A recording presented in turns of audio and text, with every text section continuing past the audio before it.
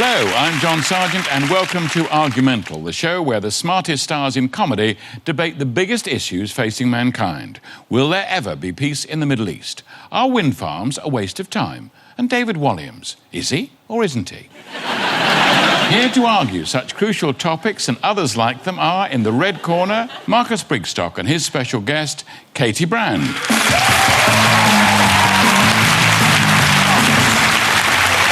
And joining Rufus Hound on the blue team, please welcome Jo Caulfield.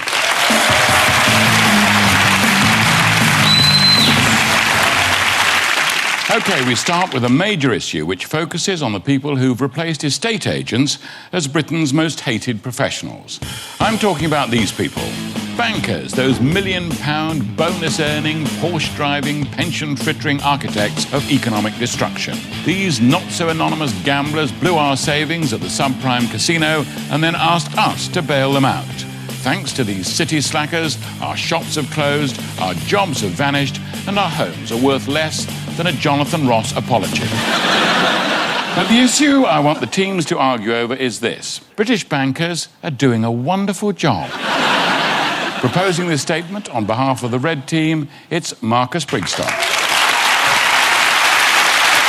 OK. Now, I understand, ladies and gentlemen, this is a fractionally difficult sell. But this, ladies and gentlemen, is a question of interpretation. British bankers are doing a wonderful job. A job filled with wonder. Every day they go to work and they wonder if they will still have a job. Those that still have a job wonder if they will be paid for that job. Those who are being paid wonder if they will successfully screw us, the taxpayer, out of more millions of pounds. It's open to interpretation. But you have to admit, British bankers are doing a wonderful job. I mean, let's face it, these are not nice or clever people, but they go in and they get paid a shitload of money, and then when they've screwed everything up, they get a shitload more as well. You have to admit, that is a wonderful job. It's incredible. These bankers have lost £500 billion in a single night. That's not easy to do. I went out with John Sargent. We spent barely half that. That's a bloody good club, by the way, John. Thank you. I think part of the reason people are sad about the banking crisis is that Woolworths has disappeared. But the point is, we've had loads of money for the last 10 years. More money than we knew what to do with, and the last place we wanted to spend it was in bloody Woolworths. It's only now that we're skint that we want Woolworths back, because you know how easy it is to nick stuff from there. That's why Woolies went bust, because they had that free sweetie buffet right next to the door. I think it was free. I don't know anyone that paid. Ladies and gentlemen, before we judge the bankers too harshly, I want to ask you a question, and be honest. Give me a cheer if you have ever played the game Monopoly. Yeah. Everybody in the room, give me a cheer and be honest if, when you were playing Monopoly, at one time or another, you played the banker. Yeah. Everybody? Now, when you were banker, ladies and gentlemen, you won. That's how banking works. If you've ever won when you were the banker at Monopoly, you must vote with the red team. British bankers are doing a wonderful job. Thank you.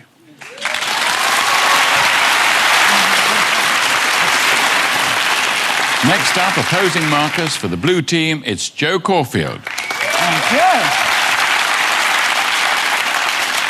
Thank you. Clearly, the bankers are not doing a wonderful job. It is a very easy argument to win. That's up there with, does the singer Duffy look like something off of the Thunderbirds? Yes, she does. So it is a banking disaster. The banking disaster, it's quite complicated, so I'm going to explain it quite simply. Now, in this analogy, the police are the government and the mugger is the banking world. So basically, you're walking along the street and a mugger comes along, punches you in the face and takes all your money. Then the police turn up and they take sides with the mugger. Yes, because you hurt the mugger's hand with your face. They then march you to a cash point and demand that you give money to the mugger, yes, to compensate him for loss of earnings, because he can't go mugging now he's got a hurty hand. So now you have no money, so you say to the mugger, could you lend me some money for a bus fare? The mugger thinks about it, but then declines your loan on account of your new criminal record and the fact that you have no money. That is what has happened. And what I also can't believe is that they didn't see it coming. That this is suddenly a surprise to people. They lent money that they didn't have to people they knew couldn't pay it back. There will be consequences to your actions. That's like Hitler, you know, in 1944 in Berlin, looking around and going, why can't you get a bagel here anymore? And I think the bottom line is the bankers and the credit card companies were completely immoral. Do you remember this slogan? Don't put it off, put it on, Barclaycard. That is the equivalent of someone saying, oh, go on, I'll only put it in a little bit and I promise I won't come.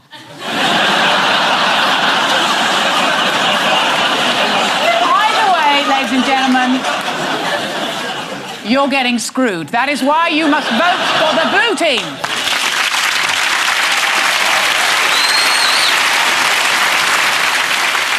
Thank you, Joe. So, Katy and Rufus, is there anything you'd like to add in support of your teammates?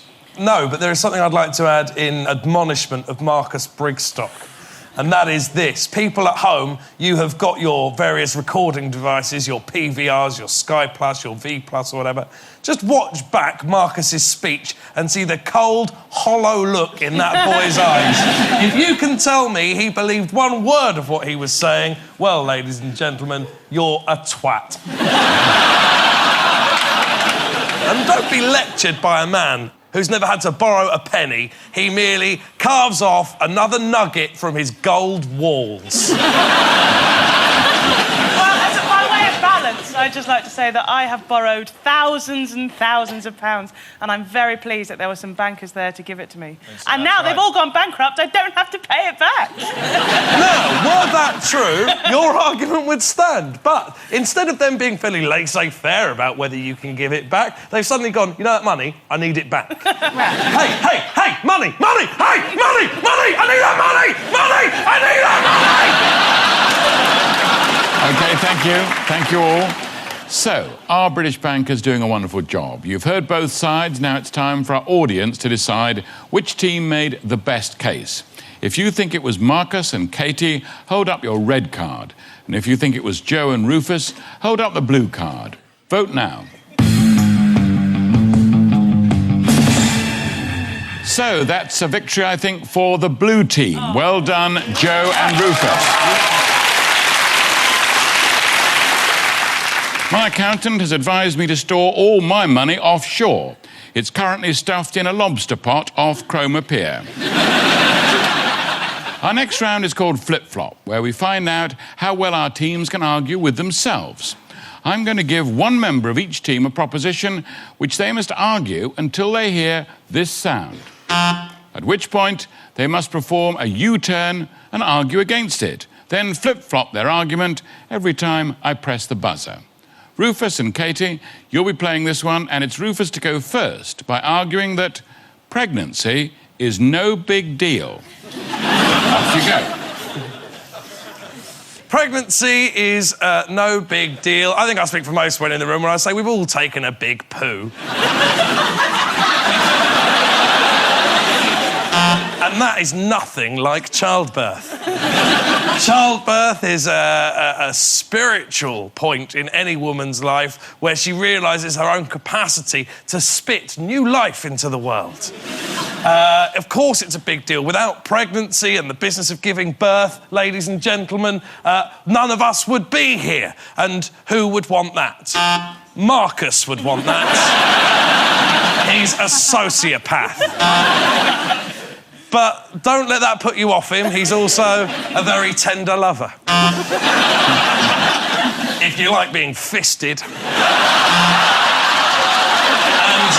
nobody does. Nobody likes that.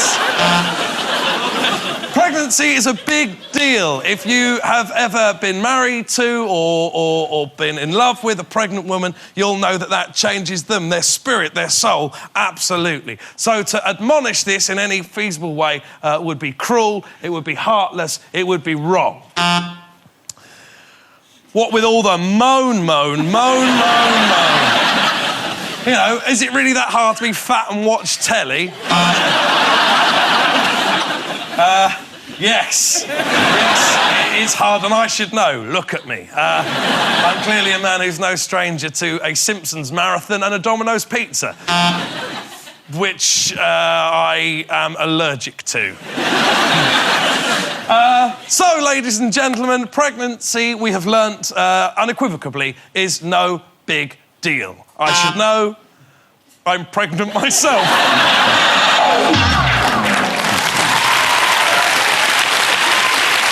Thanks, Rufus. When you think about it, 9 months is a long time to have a person inside you. Just ask Sting's wife. OK, right. Katy, you're up next. I'd like you to begin your argument by stating that men should never wear shorts. Off you go. Right, well, obviously, men should never wear shorts, and I say that as a victim of 15 years of camping holidays with my dad, who always wore shorts down to there, just the wrong length to be chic, socks pulled up, resulting in the dad shin tan, which is peculiar entirely to British dads. I mean, who would want a dad who wears shorts? I mean, I do. I would love a dad. I love my dad for wearing shorts on holiday. I mean, when you're on the beach and all of these other kids have got their slick-tanned European dads, my dad was there, not giving a shit what he looked like, catching crabs with us in rock pools. Never trust a man in shorts, right? I mean, like, think about it. You can tell if a man's wearing Bermuda shorts. Don't talk to him. A man wearing tailored shorts, he's either very uptight or a member of the Jamaican police. I think there is nothing better than travelling with a man who can fit into any culture anywhere. You know, I mean, there are a lot of countries like Pakistan, Egypt, where men are laughed at for wearing shorts in the street, and quite rightly. Because they look like little boys. Real men don't wear shorts. That's the... you only have to be watching the Six Nations rugby to see that, of course, real men do wear shorts. There's nothing manly about playing rugby. They're all bumming each other off in the shower. You know, it takes a real man to be able to do it to another man, doesn't it? And you can tell that because gay men like to wear little shorts. And I personally find that very attractive.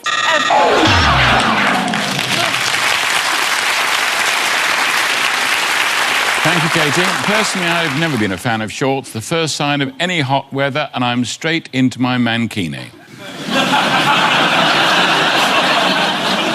Right, it's time for the studio audience to decide who flip-flopped the best. Vote now. So, a victory for the blue team. Commiserations, Katy. Well done, Rufus Hound. Join us after the break when our teams argue that men are more vain than women and that Jamie Oliver is helping no one but himself. Don't go away.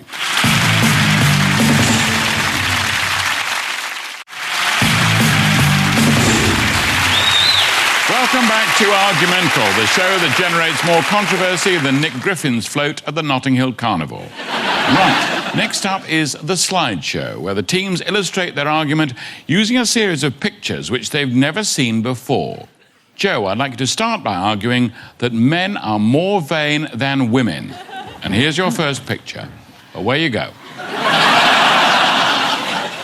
Men are definitely more vain than women, as you can see here.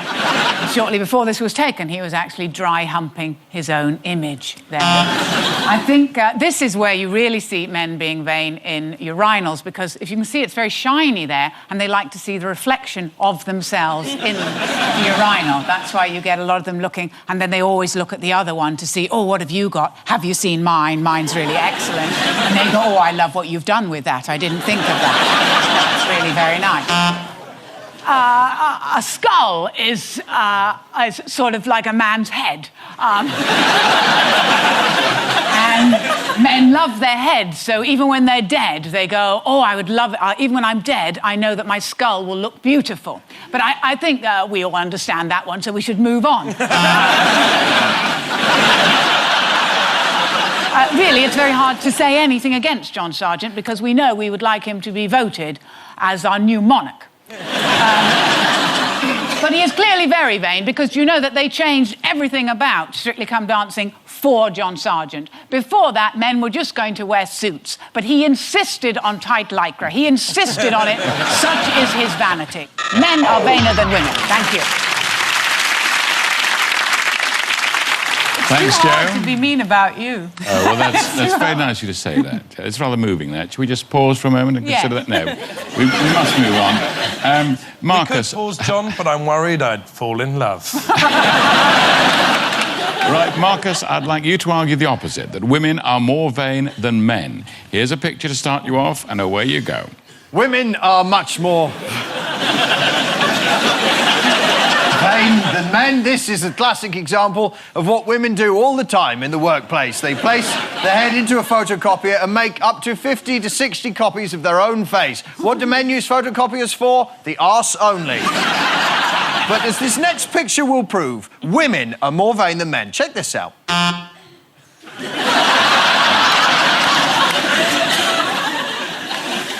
making a lot of this up on the hoof, ladies and gentlemen. Oh, piss off! You do it! This is a man's toenails. This is the state that a man will let his nails get into. So bad that they will actually resemble the hooves of a horse.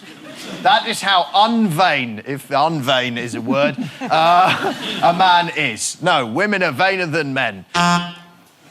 With the exception of this one. That is Rufus Hound. Now, there's no vanity there, ladies and gentlemen. Rufus and I have had our disagreements. But you can't say that he's a vain man. He's not. And he plays the oboe like a god. That is a beautiful horse. A vain, a beautiful horse. Now, ladies and gentlemen, it is clear that that is a woman who's taken a great deal of care over her appearance. I can prove to you Jo Caulfield is a woman. I'm not. I'm a man, and I don't give a shit what any of you think about me. Right? I don't care. You must vote with the red team. Men are not vainer than women.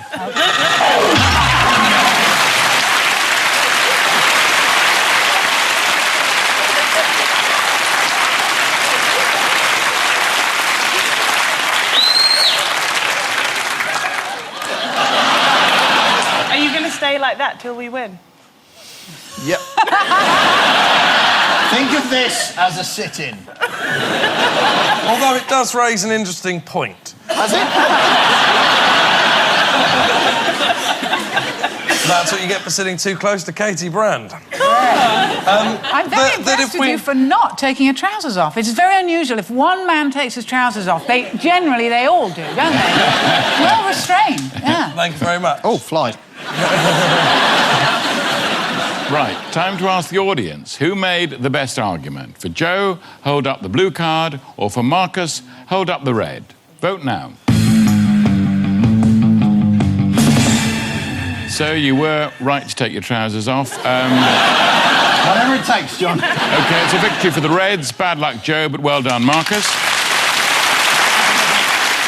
Many men use grooming products to try and rediscover their youth. I tried to research this by typing the words youth and grooming into Google. I won't be doing that again. I've been using anti-wrinkle creams for years. It's done nothing for my face, but I do have the smoothest scrotum in show business.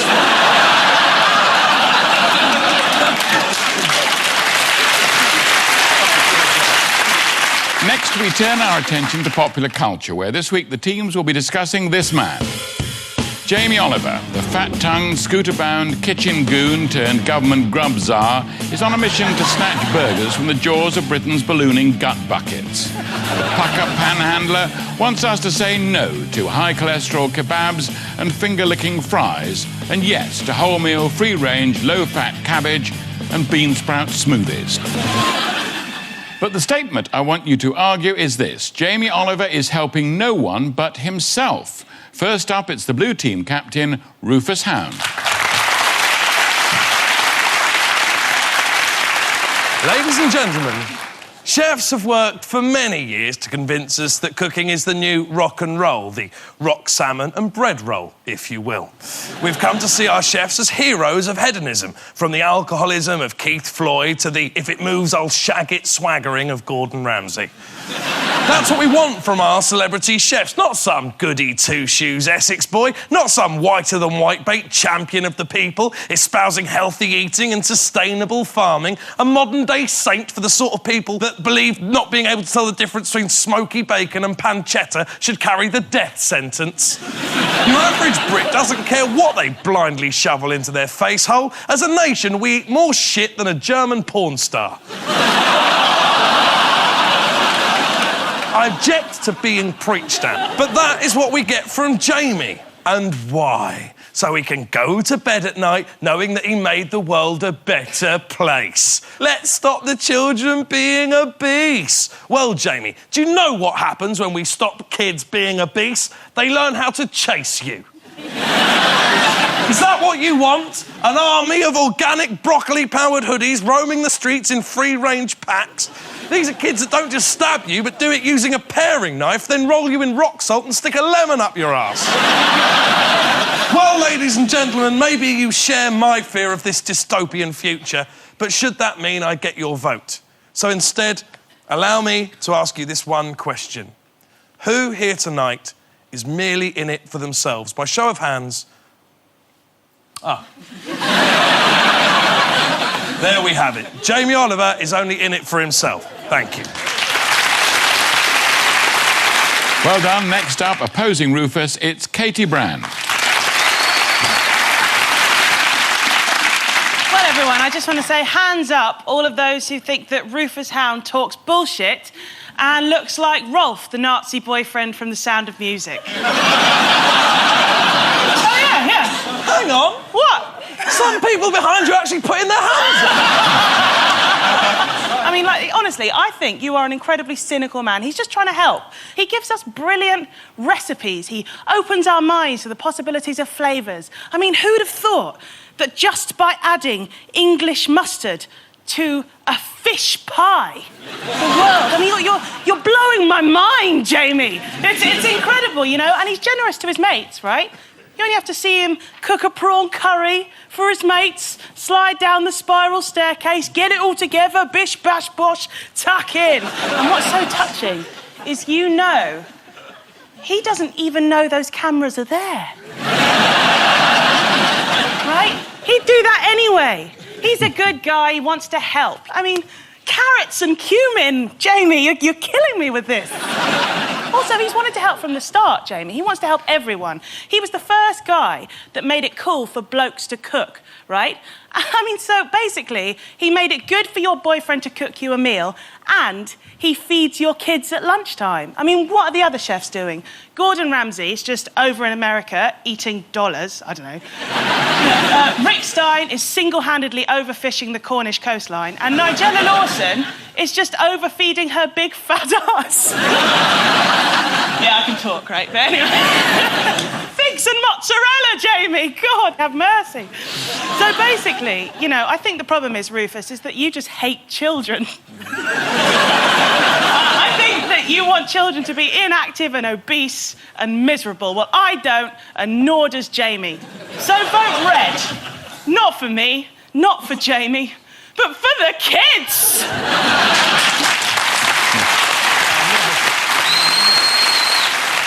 Joe and Marcus, would you like to chip in? The more I hear about this man, the more I dislike him. I didn't know he was making people eat carrots. I didn't know that. And surely a vote for our point of view is a vote for the kids, because if there are any kids sat at home watching this now, and if you are, what are you doing up? They won't want any kind of heroism bestowed on Jamie Oliver. He took their burgers away. They were perfectly happy, and now they have to eat courgettes. They're not perfectly happy, are they? The man's a hero.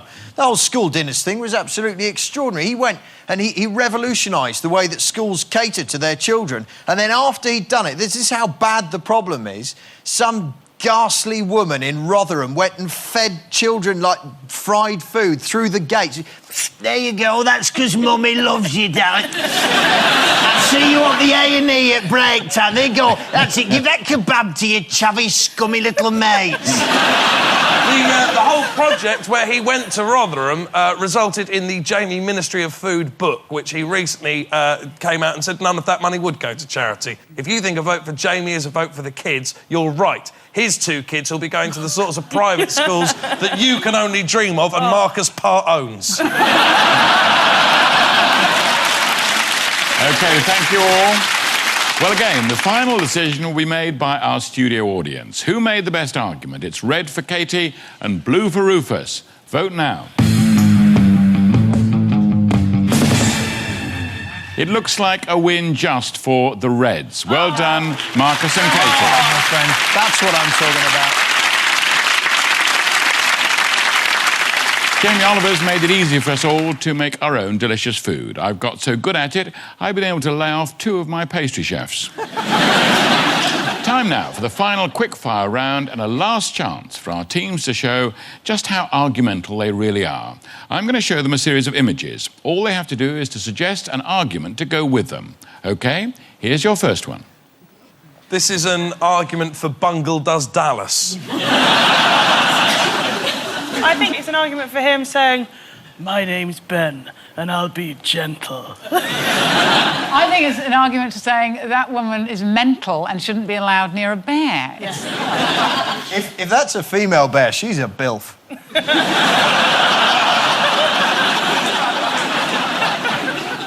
Is it an argument that when he dies, she loses a husband but gains a fur coat? I think this is makes quite a convincing case that sometimes there are more animals in a picture than you realise, because I can make out a human woman, a bear, and a camel toe.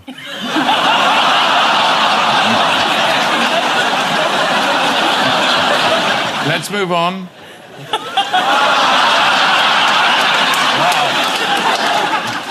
I think it's definitely an argument that not only do we not want to know what goes into a sausage, we don't want to know what a sausage will go into.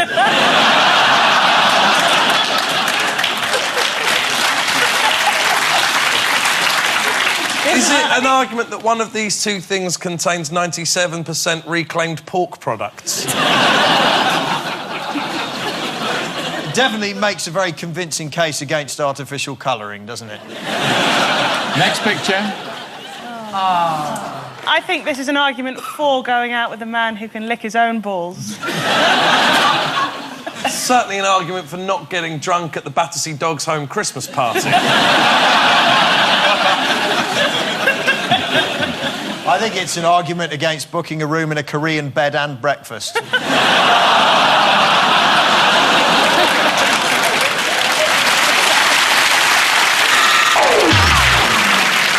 OK, that's it. So for the final time, it's down to our studio audience to decide who made the best case.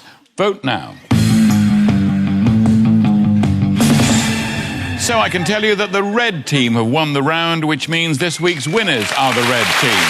Well done, Marcus Brigstocke and Katy Brand. Commiserations to Rufus Hound and Jo Caulfield. That's all we've got time for. Good night.